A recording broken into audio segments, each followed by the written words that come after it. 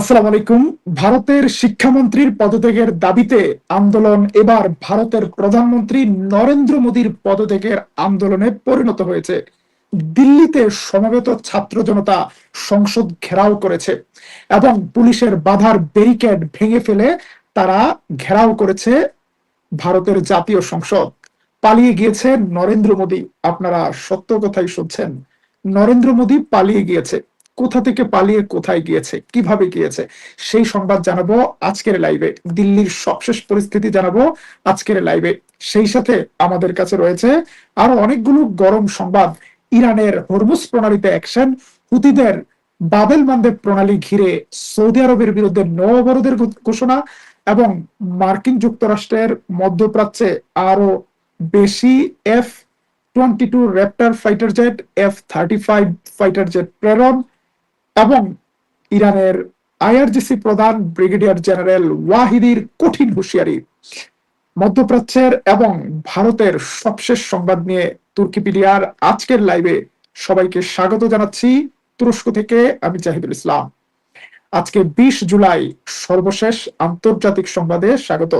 যারা প্রথমবারের মতো আমাদের এই চ্যানেলটি দেখছেন, আপনারা দেখছেন তুরস্ক থেকে প্রচারিত তুর্কিপিডিয়া নিউজ। আমাদের চ্যানেলটি সাবস্ক্রাইব করলে প্রতিদিন মধ্যপ্রাচ্য, দক্ষিণ এশিয়া, মুসলিম বিশ্বের সবশেষ সংবাদ জানতে পারবেন। প্রথমে আসি নরেন্দ্র মোদীর সংবাদে। আজকে ভারতের সংসদের বর্ষাকালীন অধিবেশন অনুষ্ঠিত হয়েছিল। অধিবেশনের প্রথম দিনে ককরোচ জনতা পার্টি সিজেপি তুমুল আন্দোলন গড়ে তুলেছিল বিজেপির সরকারের বিরুদ্ধে। প্রশ্নপত্র ফাঁস হয়েছে ভারতের মেডিকেল ভর্তি পরীক্ষায়।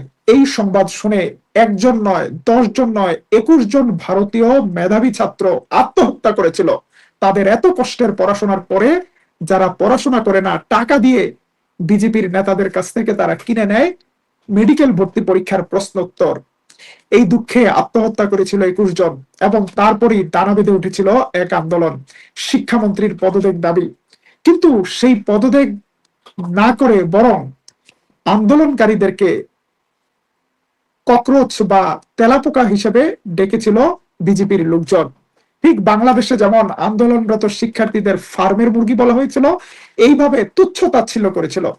বাংলাদেশের শিক্ষামন্ত্রী দুঃখ প্রকাশ করলেও ভারতের কেন্দ্রীয় শিক্ষামন্ত্রী ধর্মেন্দ্র কোনো দুঃখ প্রকাশ করেনি।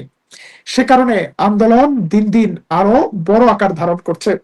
আন্দোলনটি শুরু হয়েছিল সোশ্যাল মিডিয়ায়। ককরোচ জনতা পার্টির আন্দোলন এবার রাজপথে নেমেছে। অনেকেই ভেবেছিল বিবেক অভিজিতের নেতৃত্বাধীন এই আন্দোলন হয়তো একটি সোশ্যাল মিডিয়া হাইপ, রাজপথে ডাক দিলে হয়তো তেমন কেউ আসবে না। শুধু দিল্লি নয়, দিল্লির আশেপাশের অনেক শহর থেকে দলে দলে ছাত্র জনতা, বেকার সবাই যোগ দিয়েছে দিল্লির যন্তর মন্তর এলাকায় জাতীয় সংসদের পাশে এই আন্দোলনে। লোকের লোকারণ্য হয়ে গিয়েছে আন্দোলন। সংসদের 4টি সংযোগ পথ বন্ধ করে দিয়েছিল দিল্লির পুলিশ, কিন্তু প্রবল ছাত্র জনতা পুলিশের ব্যারিকেড ভেঙে ফেলে সামনে এগিয়ে যায়।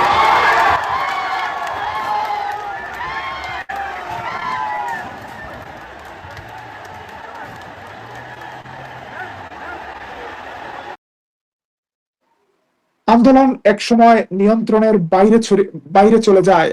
পুলিশের লাঠিচার্জেও কাজ হয় না। ঠিক শহীদ আবু সাইদের মতো বুক টান করে, সিনা উঁচু করে ভারতীয় ছাত্ররা দাঁড়িয়ে যায় মোদীর স্বৈরাচারী শাসনের বিরুদ্ধে। এমনও ভিডিও চিত্র আমাদের সামনে এসেছে, একজন ছাত্র দাঁড়িয়ে আছে, 3-4 জন পুলিশ তাকে পেটাচ্ছে, কিন্তু সে পালাচ্ছে না, সে নড়ছে না, তার পাশেই লুটিয়ে পড়েছে আরেক ছাত্র।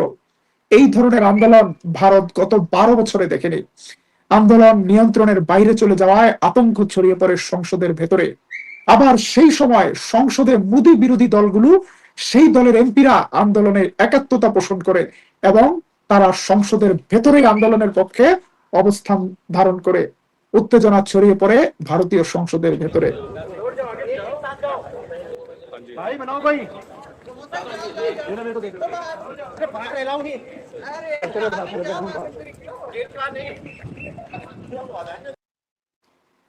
এই দৌড়ঝাঁপের মধ্যে নরেন্দ্র মোদী আর ভারতের সংসদকে নিরাপদ মনে করেনি। ব্যাপক প্রহরায়, পুলিশ প্রহরায়, কালো জিপে করে, কালো গ্লাস ঘেরা গাড়িতে করে সংসদ ভবন ছেড়ে পালিয়েছে নরেন্দ্র মোদী। সংসদ ভবন ছেড়ে কোথায় গিয়ে উঠেছে সেটার আমরা নিশ্চিত সংবাদ জানি না, কোন সেফ হাউসে অথবা কোনো নিরাপদ জায়গায়, কিন্তু জনতার তাড়া খেয়ে দীর্ঘ 3বারের নির্বাচিত প্রধানমন্ত্রী নরেন্দ্র মোদী নিজের রাজধানী দিল্লিতে, নিজের জাতীয় সংসদেও আর নিরাপত্তা ফিল করেনি। জনরোষ থেকে বাঁচতে কালো গাড়িতে করে পালিয়েছে নরেন্দ্র মোদী। তবে আজকের আন্দোলনে ছাত্রদের যেভাবে পেটানো হয়েছে, এই আন্দোলন এখানেই থামবে বলে মনে হয় না। আন্দোলনে বিপুল পরিমাণ ছাত্র জনতার উপস্থিতি প্রমাণ করে এই আন্দোলন আরো বড় আন্দোলন থেকে দাবানল ছড়িয়ে যেতে পারে। Of protesters are gathering in the Indian capital, demanding the resignation of Prime Minister Narendra Modi and his education minister. Hundreds of police have been deployed, with the crowd expected to march towards Parliament.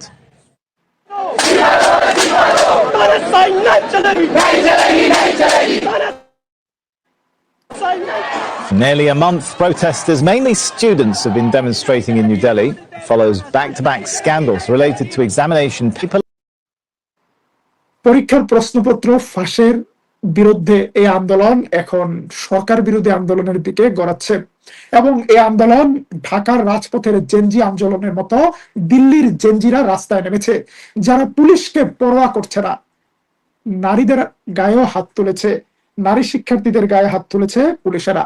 ঢাকার আন্দোলনে যেভাবে ছাত্রলীগ ঢাকা বিশ্ববিদ্যালয়ের ছাত্রীদের পেটিয়েছিল, এবার police পেটাচ্ছে দিল্লির ছাত্রীদেরকে।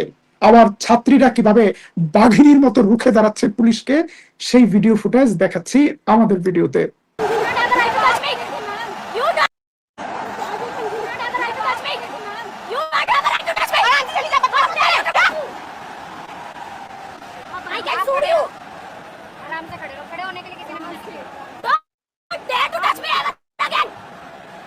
लड़कियों के कपड़े क्यों उठा रहे हैं? मैडम हम कपड़े क्यों उठाएंगे? हमने कहा आराम से जाओ, आराम से जाओ। आपका प्रोटेस्ट करने का तरीका क्या है? यहाँ शर्म नहीं कर रहे थे, आपका नहीं है। ठीक है, 70% ये वीडियो बनाने वाले बकवास कर रहे हैं सब। ये देखिए, आपके भी बच्चे पढ़ते होंगे। আমাদের একজন দর্শক প্রশ্ন করেছেন, দিল্লির সংবাদ ছাড়া কি আর কিছু পান না? হ্যাঁ, পাই তো দাদা, আমরা বেলুচিস্তানের সংবাদ পাই। পৃথিবীর কোনো গণমাধ্যমে নেই বেলুচিস্তান স্বাধীন হয়ে গেছে, অথচ ভারতের নরেন্দ্র মোদীর ছাপোষা কিছু সাংবাদিক গুজব ছড়িয়েছে বেলুচিস্তান স্বাধীন হয়ে গিয়েছে। আর বাংলাদেশ থেকে একপাল সাংবাদিক নামক রাম ছাগল হুক্কা হুয়া তুলেছে বেলুচিস্তান স্বাধীন হয়ে গেল। তা স্বাধীন হয়ে গেলে যাও বেলুচিস্তানে, যে দেখে আসো স্বাধীন হয়েছে কিনা। দিল্লির বুকে, বিশ্বের সবচেয়ে বড় গণতান্ত্রিক রাষ্ট্র দাবিদার দিল্লির বুকে শান্তিপূর্ণ শিক্ষার্থীদের আন্দোলনে এভাবে পুলিশি নির্যাতন, সেই বিষয়ে কথা বলা যাবে না বাংলাদেশে বসে? সেই ঢাকা, সেই বাংলাদেশ এখন আর নেই। বাংলাদেশিরা এখন দিল্লির সংবাদও জানবে। ঢাকার রাজনীতি নিয়ে প্রচুর ছড়িয়ে ঘুরিয়েছে দিল্লি। আমরা এখন মুড়ি চানাচুর নিয়ে বসবো দিল্লির পরিস্থিতি দেখার জন্য। বিশ্বের সবচেয়ে বড় গণতন্ত্রের দাবিদার নরেন্দ্র মোদী 3বার ক্ষমতায় এসে গণতন্ত্রের বুকে ছুরি মারছে। মুসলিম সংখ্যাগরিষ্ঠ কাশ্মীরের মানুষের মানবাধিকার কেড়ে নিয়েছে, ভোটাধিকার কেড়ে নিয়েছে, রাজ্যের অধিকার কেড়ে নিয়েছে। পশ্চিমবঙ্গে 91 লক্ষ মানুষের ভোটাধিকার কেড়ে নিয়েছে। আসামে এবং বিহারে বিভিন্ন জায়গায় সংখ্যালঘুদের উপর নির্যাতন চলছে। উত্তরপ্রদেশে মুসলমান এমপি, 10 বারের নির্বাচিত এমপি আজম খানের প্রতিষ্ঠিত মোহাম্মদ জৌহর ইউনিভার্সিটি বুলডোজার দিয়ে গুড়িয়ে দেওয়ার মতো এই ধরনের বর্বরতার নজির স্থাপন করছে। তখন নাকি দিল্লির সংবাদ বলা যাবে না। বাংলাদেশের প্রথম আলো দিল্লির দালাল সাংবাদিকগুলো কোন নায়িকার কোন শরীরের কোন অংশ দেখা যায় 24 দিনে 30 দিনের 30 দিন রিপোর্ট করে, সেগুলো নিয়ে প্রতিবেদন করলে সমস্যা নেই। হলিউডের বলিউডের কোন নায়িকা কি করলো, কিন্তু দিল্লির মোদির বিরুদ্ধে কিছু বলা যাবে না। আমরা মোদির বিপদের সংবাদগুলো আপনাদেরকে জানাবো। প্রিয় দর্শক, সংসদ থেকে শুধু পালালো, কিন্তু দিল্লির গদি থেকেও যে মোদির পালাতে হবে না, আগামী কয়েকদিনে সেটা বোঝা যাবে আন্দোলন কোন দিকে যায়। দিল্লির এই আন্দোলন কোন দিকে মোড় নেয় জানতে চোখ রাখুন তুর্কিপিডিয়া নিউজে। হাসিনা তো দিল্লিতে পালিয়েছিল, মোদি পালাবে কোথায়? মোদির জায়গা হবে না আফগানিস্তানে, হবে না পাকিস্তানে। কেউ কেউ বলছে মোদির জায়গা শুধু তেল আবিবে। মোদিকে পছন্দ করে শুধু নেতানিয়াহু। প্রিয় দর্শক, আজকে মধ্যপ্রাচ্যের সংবাদে চলে আসি। আমরা বলেছিলাম মার্কিন যুক্তরাষ্ট্রের আরো 2 জন নতুন সেনা নিহত হয়েছে। তার মধ্যে জর্ডানে 17 তারিখের হামলায় একজন 19 বছর বয়স্ক নারী মার্কিন সেনা নিহত হয়েছে, তার ছবি আমাদের কাছে এসে পৌঁছেছে। এছাড়া ইরাকে আরেকজন আমেরিকান সার্ভিসম্যান নিহত হয়েছে। অন্যদিকে ইরানের আইআরজিসির প্রধান ব্রিগেডিয়ার জেনারেল ওয়াহিদি হুঁশিয়ার করে দিয়েছে। তিনি বলেছেন, ইরানি শিশুদের রক্ত রঞ্জিত যাদের হাত, সেই হাতে ইরানিরা কোনোদিন হাত মেলাবে না, সমঝোতা করবে না। এবং ইরানি জাতির বিরুদ্ধে যারা গণহত্যা চালিয়েছে তাদের ইতিহাসের সবচেয়ে কঠিন শিক্ষা দেওয়ার জন্য ইরান প্রস্তুত হয়েছে। শুধু মুখের কথা নয়, ইরান আজকে হরমুজ প্রণালীতে 2টি বড় ধরনের অপারেশন চালিয়েছে। দফায় দফায় ইরানের সতর্কতা লঙ্ঘন করে হরমুজ প্রণালী দিয়ে যাওয়ার চেষ্টা করেছিল গ্রিসের মালিকানাধীন একটি জাহাজ। সেই জাহাজে কঠিন অ্যাকশন চালিয়েছে ইরান। দাউ দাউ করে চলছে জাহাজটি।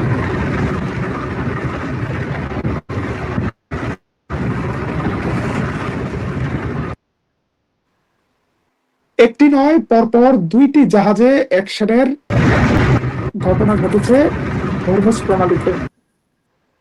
হরমুজ প্রণালীর এই জাহাজে আগুনের দৃশ্য আতঙ্ক ছড়িয়েছে বিশ্ববাজারে। এই অবস্থায় বিশ্ববাজারে তেলের দাম বেড়ে যাচ্ছে। জ্বালানি তেলের দাম বৃদ্ধির মধ্যে আরেকটি বড় ধরনের মাস্টার স্ট্রোক দিয়েছে আনসারুল্লাহ হুতি বাহিনী। এবার আনসারুল্লাহ হুতি বাহিনীর পক্ষ থেকে ঘোষণা করা হয়েছে সৌদি আরবের সকল জাহাজের উপর নিষেধাজ্ঞা দেওয়া হয়েছে, নৌ অবরোধ দেওয়া হয়েছে। কেন?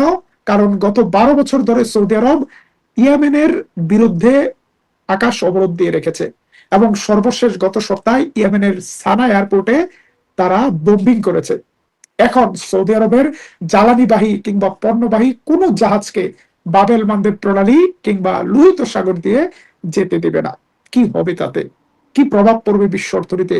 সেই তথ্য জানানোর আগে হুতিদের ভিডিওটা প্রকাশ করছে। উলাইকা মা আলাইহিম মিন সাবিল সাদাকাল্লাহুল আযীম يواصل العدو السعودي المجرم حصاره الظالم والغاشم على شعبنا العزيز لما يقارب 12 عاما من نهب للثروات وحصار شامل على الموانئ والمطارات برا وبحرا وجوا।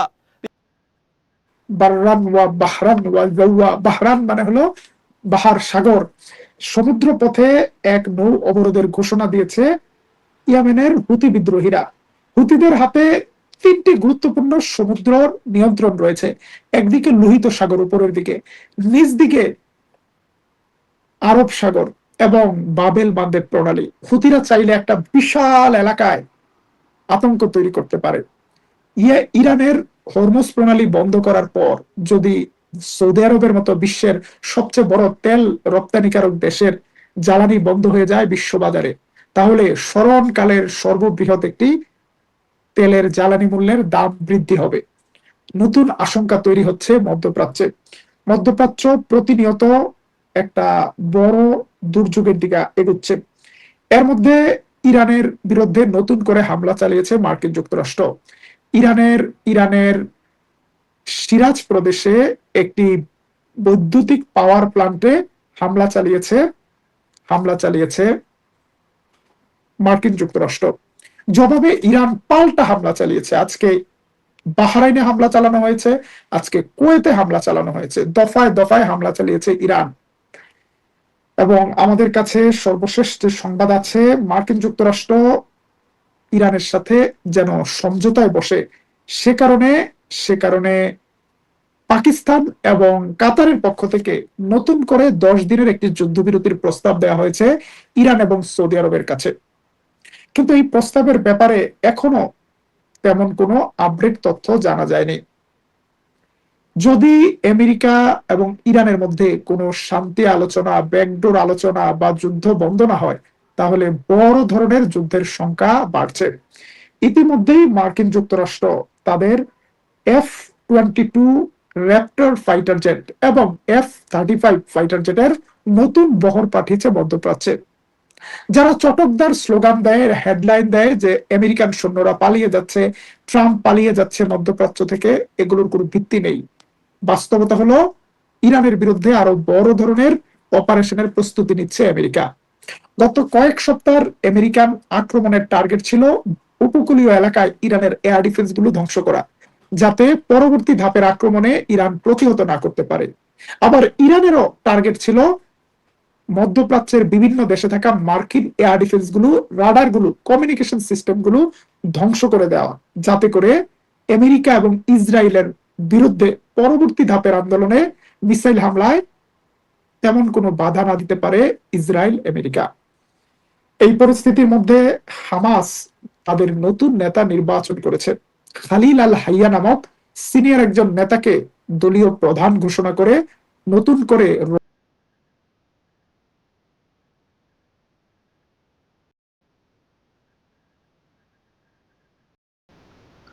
দর্শক অবশ্যই শুরু থেকে শেষ পর্যন্ত দেখছেন, জানছেন।